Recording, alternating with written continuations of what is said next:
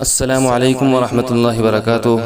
معزز سامعین، ہماری گفتگو قربانی سے متعلق چل رہی ہے اور 7 مسئلے ہو چکے ہیں۔ 8واں مسئلہ یہ ہے کہ قربانی اور صدقے میں کیا فرق ہے۔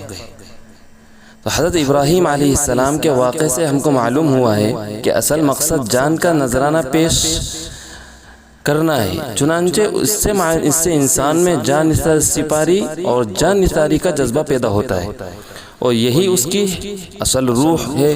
تو یہ روح صدقے سے کیسے حاصل ہوگی؟ کیونکہ قربانی کی روح تو جان دینا ہے اور صدقے کی روح مال دینا ہے۔ پھر اس عبادت کا صدقے سے مختلف ہونا اس طرح بھی معلوم ہوتا ہے کہ صدقے کا کوئی دن متعین نہیں، مگر قربانی کے لیے ایک خاص دن مقرر کیا گیا ہے اور اس کا نام بھی یوم النحر اور عید الاضحیٰ یعنی قربانی کا دن رکھا گیا ہے۔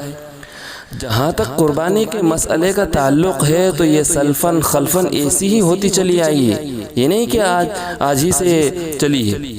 انبیاء علیہ السلام کا بھی اور امت کا بھی اس پر اجماع ہے۔ انبیاء بنی اسرائیل میں سب کا یہاں قربانی تھی، انبیاء بنی اسرائیل میں سب کے یہاں قربانی تھی۔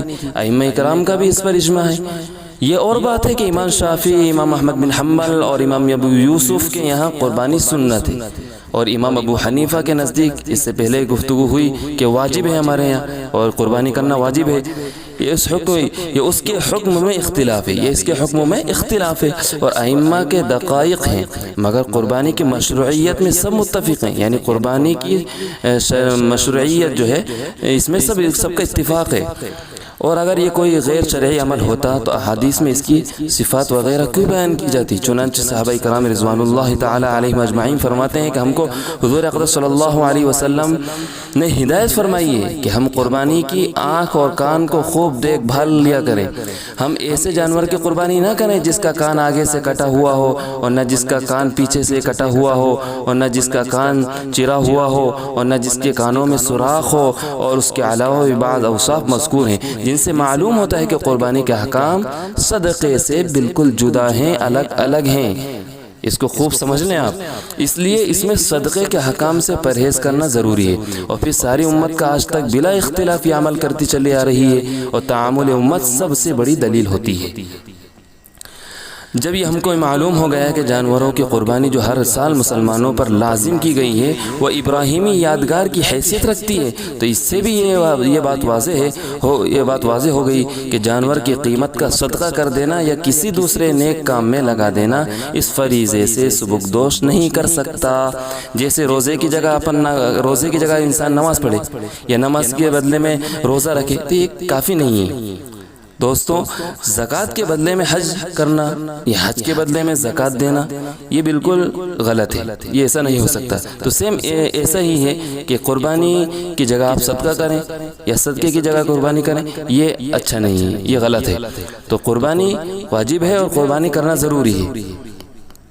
اگر کوئی شخص قربانی نہ کرے بلکہ اس کی جگہ کوئی صدقہ کر دے تو اس کی قربانی ادا نہیں ہوگی۔ کوئی شخص اپنے گھر اگر سب مال بھی اللہ کی راہ میں صدقہ کر دے تو ایک نماز کا فریضہ اس کے ذمے سے ادا نہیں ہوتا، یعنی کہ ایک شخص اپنا اگر سب کا سب مال اللہ کی راہ میں صدقہ کر دے، یعنی جتنا مال اللہ نے اس کو دیا پورا کا پورا صدقہ کر دے، تو ایک نماز کا فریضہ اس کے ذمے سے ادا نہیں ہوتا، چہ جائے کہ 5 نمازیں۔ اسی طرح صدقہ خیرات کتنا بھی خرچ کر دے وہ یادگار ابراہیمی کے قائم مقام اور واجب قربانی کی ادائیگی نہیں ہو سکتی۔ یہ آپ خوب سمجھ لیں کہ اگر کوئی شخص یہ سمجھتا ہے کہ وہ صدقہ کر دے گا، قربانی کا جانور نہیں ملا ہے تو اس کی قربانی ادا نہیں ہوگی، اس کو قربانی کا جانور خرید کر قربانی ہی کرنا پڑے گی، صدقے سے اس پر جو قربانی واجب ہے وہ ساقط نہیں ہو سکتی۔ السلام علیکم۔